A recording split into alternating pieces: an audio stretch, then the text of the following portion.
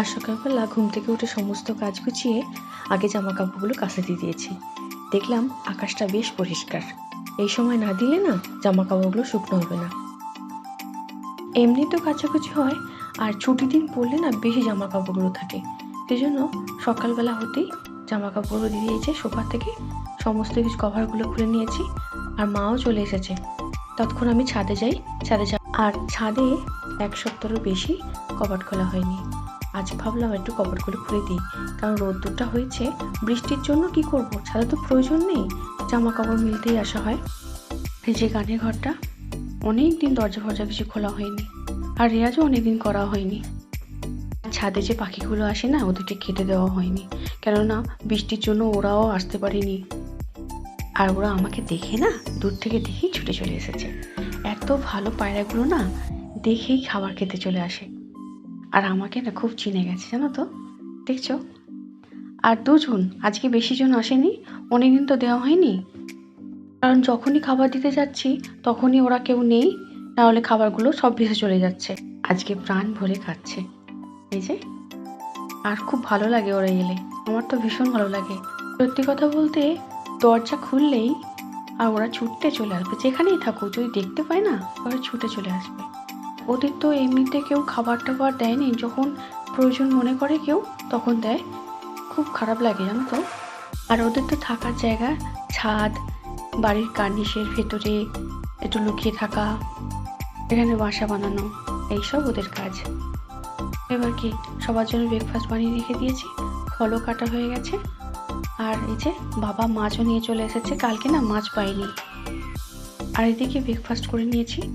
এবারে বাবা মাছ নিয়ে চলে এসেছে, কালকে না মাছ পাইনি, সেই জন্য আজকে বাবা নিয়ে এসেছে এই যে বড় সাইজের একটু চিংড়ি মাছ, আর নিয়ে এসেছে বাটা মাছ। বাটা মাছের পেটে না প্রচুর ডিম।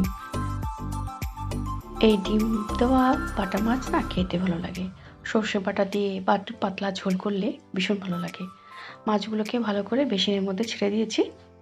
এবারে ধুয়ে কন্টেনারের মধ্যে গুছিয়ে রেখে দেবো। কিছুটা করব, আজকে দেরি হয়ে গেছে তাই ভাপা করব। বাবা বললো আমার জন্য একটা বাটা মাছ ভেজে দিস। ভাত অনেকক্ষণ আগে হয়ে গেছে, তরকারিগুলো যে সমস্ত ছিল সেগুলো গরমও হয়ে গেছে, সেজন্য আজকে বাটির মধ্যে দিয়ে ভাপা করব। গরম ভাতের মধ্যে মাছ ভাপা হয় বা ইলিশ মাছ ভাপা হয়, সেটা কিন্তু অপূর্ব খেতে হয়। আর এটাও অপূর্ব খেতে হয়। আর আগে একটু মাছের মধ্যে আমি হলুদ মাখিয়ে রেখে দিয়েছিলাম, সেই জন্য একটু লবণ দিয়ে দিলাম। আর দিয়ে দেবো একটুখানি গুঁড়ো লঙ্কা, দিয়ে ভালো করে মাখিয়ে নেব। আর একে একে সমস্ত মশলা দেবো, বেশি না, এই হলুদ গুঁড়ো, লঙ্কা গুঁড়ো, আর একটু কাঁচা লঙ্কা বেটে রেখে দিয়েছিলাম। সেই কাঁচা লঙ্কাটা না এখনও আছে, এই কাঁচা লঙ্কাটা দিয়ে দিলাম। আর দিয়ে দেবো দুটো চেরা কাঁচা লঙ্কা উপর থেকে। এবারে সর্ষে বাটা দিয়ে দেবো। এই ভাপাটা না খেতে ভীষণ ভালো লাগে, একটু হাতে মেখে নেব সর্ষের তেল দিয়ে, সুন্দর লাগে গরম ভাতের সঙ্গে। বেশ কিছুটা সর্ষের তেল দিয়ে দেবো, কোনো ঝামেলা নেই, শুধু মাখিয়ে আর জলের মধ্যে, গরম জলের মধ্যে ভাপিয়ে করলে অপূর্ব খেতে হয়। একটু চাপা দিয়ে রাখতে হবে। টিফিন বক্স দিয়ে হয় বা অ্যালুমিনিয়ামের বাটি দিয়েও অপূর্ব খেতে হয়। আর চিংড়ি মাছটা এমনিতেই অপূর্ব লাগে, তাই না। এই যে হয়ে গেছে, এবারে গরম জল বসিয়ে দিয়েছি, জলের মধ্যে আমি বসিয়ে দেবো এটা, আর উপর থেকে ঢাকা দিয়ে দেবো। এবারে একটা বড় ঢাকা উপরে কড়াটাকে আমি পুরো চাপা দিয়ে দেবো। ব্যাস, আস্তে করে একদম আঁচ দিয়ে দেবো, আর ভিভিট করে হবে। আর এই যে খুব তাড়াতাড়ি হয়েও যায়। মাঝখানে এসে একবার আমি এটাকে নেড়ে দিয়ে গেছিলাম, মানে উপর নিচে করে দিয়ে গেছিলাম। এই যে হয়ে গেছে সুন্দর করে। আর এইরকম ভাপা খেয়ে দেখো, গরম ভাতের সঙ্গে ভালো লাগবে। আজ আমি রান্না কিছু করিনি, আগের দিনের কিছু রান্না ছিল, সেইগুলো সব গরম হয়েছে। আজকে শুধু চিংড়ি মাছ ভাপাটা হয়েছে। আর এই যে পাঁপড়টা ভেজে নিয়েছি, ডাল দিয়ে খাবে। আর সাবুর পাঁপড়টা এটা খুব ভালোবাসে, তাই সাবুর পাঁপড় করে নিয়েছি, ডাল দিয়ে হয়ে যাবে। আর এদিকে শুক্তোটা, আগের দিনের শুক্তো ছিল না, সেই শুক্তোটা ছিল। কিছু অবশিষ্ট তরকারিগুলো যেগুলো থেকে যায় না, সেগুলো আগের দিন চলে যায়। আর এই যে বাটা মাছ ভাজা, আর এক্সট্রা করে আর রান্না করতে হয় না, তখন ভালোই লাগে। আর ইলিশ মাছের একটুখানি ঝোল ছিল, সেটাও রেখে দিয়েছি। আর এই যে ভাপাটা যেটা করলাম, কাঁচা লঙ্কা দিয়েছিলাম উপরে। এবারে আমরা খাওয়া দাওয়া করে নেবো, তোমরাও সবাই খাওয়া দাওয়া করে নাও। আর এদিকে চাটনি, গরম গরম ভাত আর টেবিলের মধ্যে গুছিয়ে নিয়েছি। সবে খেতে বসেও শুরু হচ্ছে, আর হঠাৎ করে বৃষ্টি শুরু হয়ে গেছে। এই যে দেখো বারান্দার কি অবস্থা, ছাদ থেকে সমস্ত জামা কাপড়গুলো আবার দৌড়ে আনতে হলো।